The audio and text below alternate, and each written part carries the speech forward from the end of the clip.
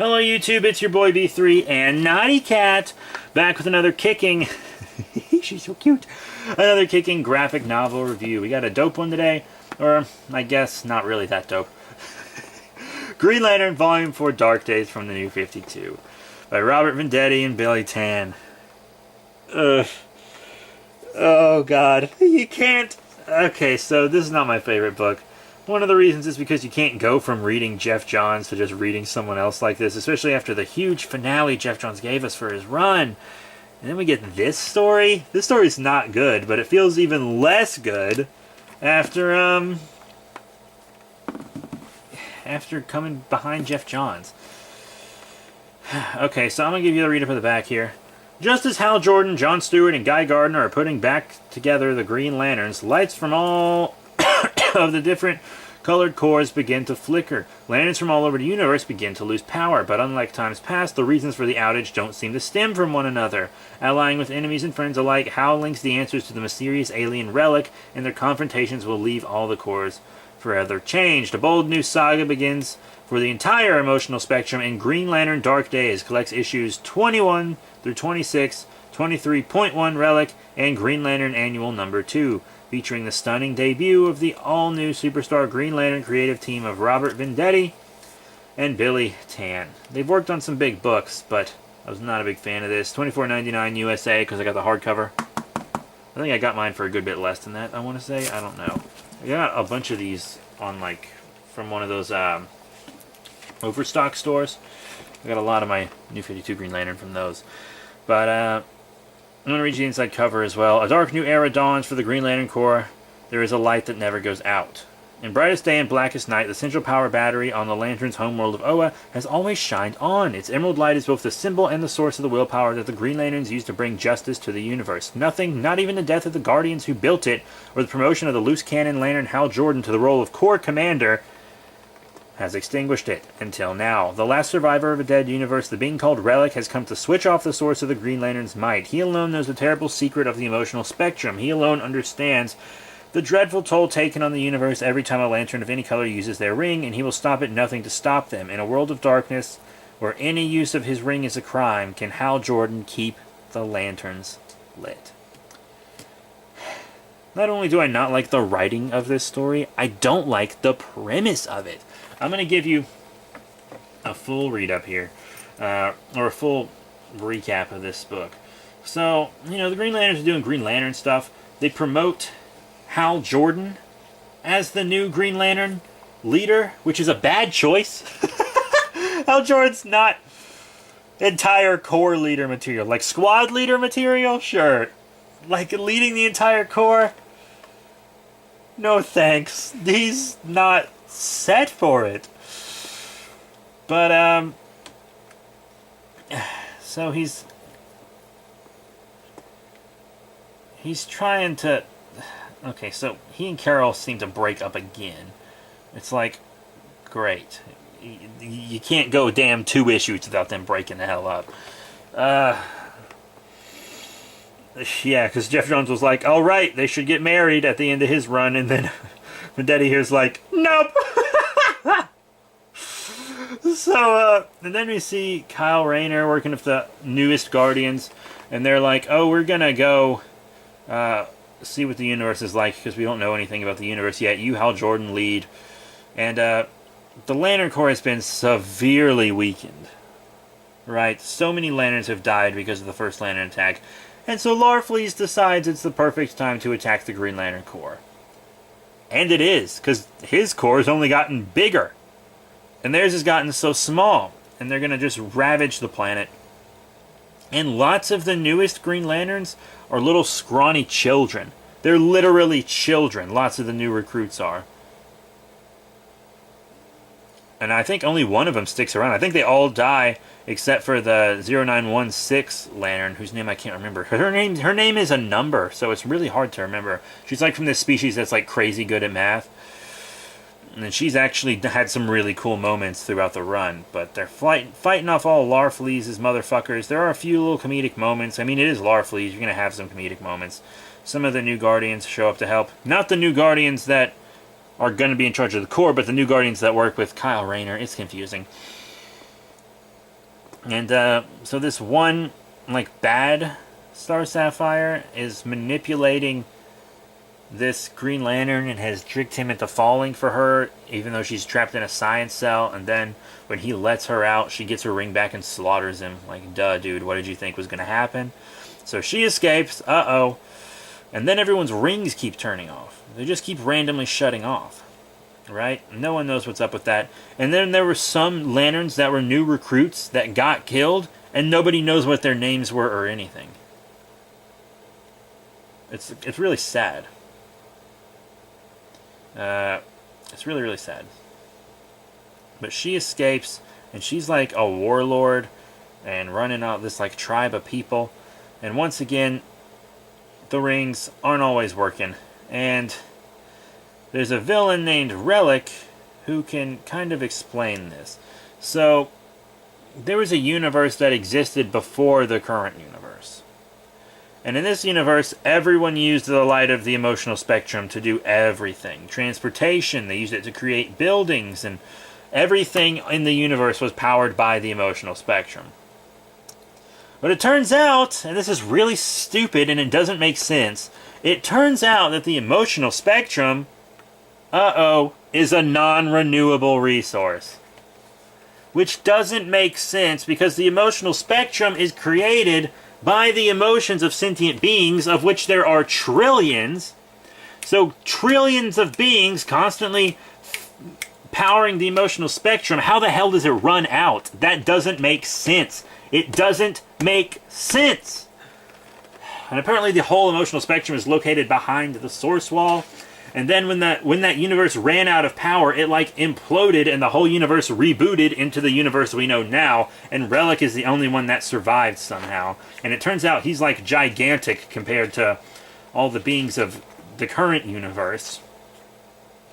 And it's like dumb. It's so dumb. And then the New Guardians show up, both types of New Guardians, to help deal with Relic. Because Relic is trying to destroy all the power batteries so that the lanterns can't drain the emotional spectrum. And the reason their rings are kind of turning off and on is because the emotional spectrum is running on reserves. It's almost done. And see, one of the problems I had with New 52 Green Lantern stuff is that almost every single story was a crossover. All 4 books had to be read to fully understand a story. Luckily, the trades include read-ups on what's happening in the other books if you don't want to get the other books. So I'm thankful for that. So Relic's trying to destroy bitches. He's working on the source wall. So then all the entities show up. You know, the life entity, the excuse me, the Butcher, the Predator, Ion, Parallax, everybody. Well, not Parallax. Maybe what? Okay. So I think I made a mistake. But they use all these life entities to re-energize the emotional spectrum or something.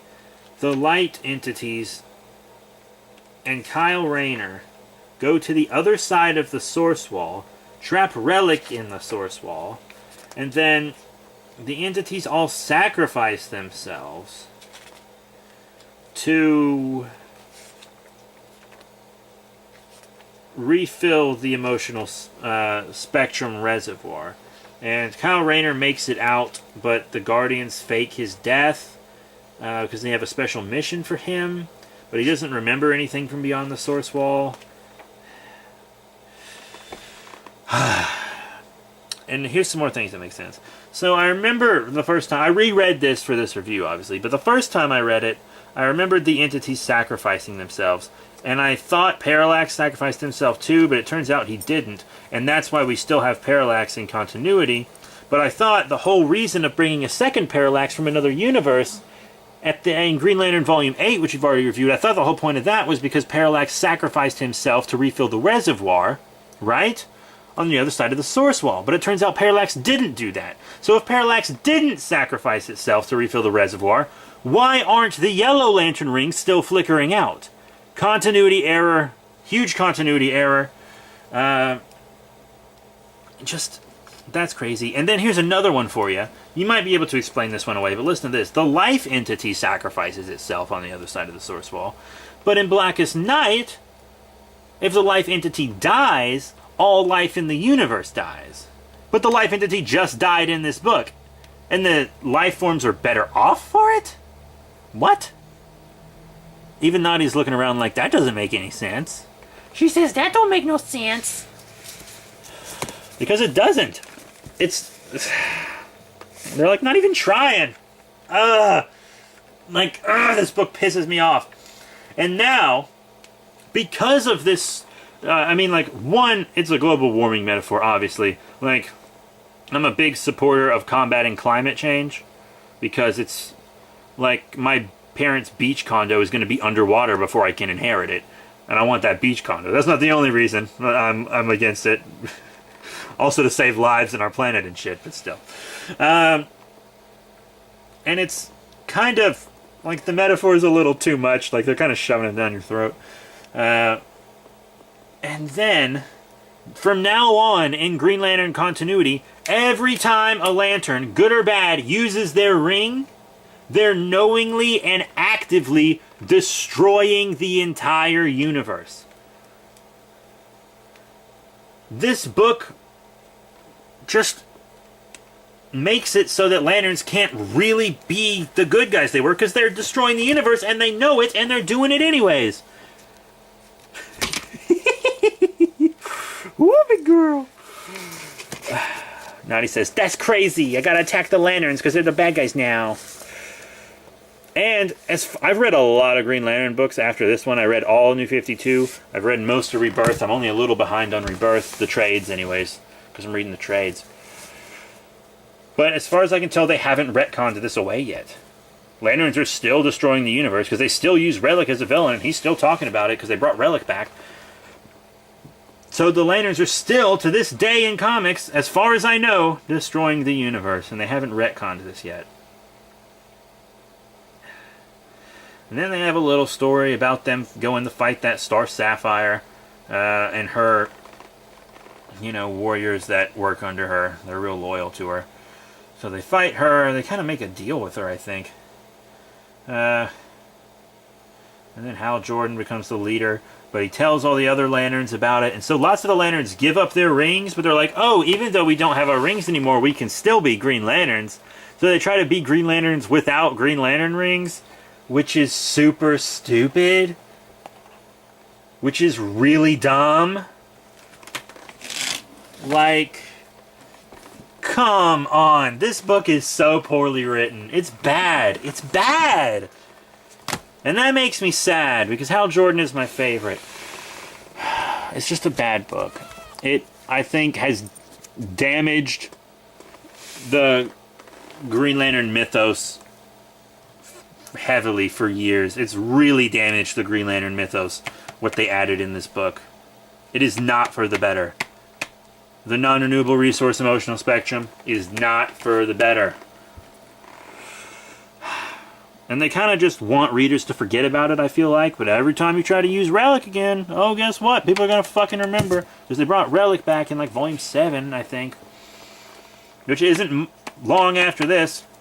That's 3 volumes after this one. It's just... I don't like this book.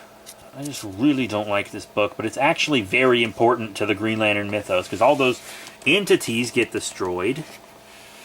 Like, that's why the Rage Planet happens at the beginning of Rebirth in the regular Green Lanterns title, where Atrocitus is trying to create a new entity for the Corps, the Red Lantern Corps, because the Butcher died.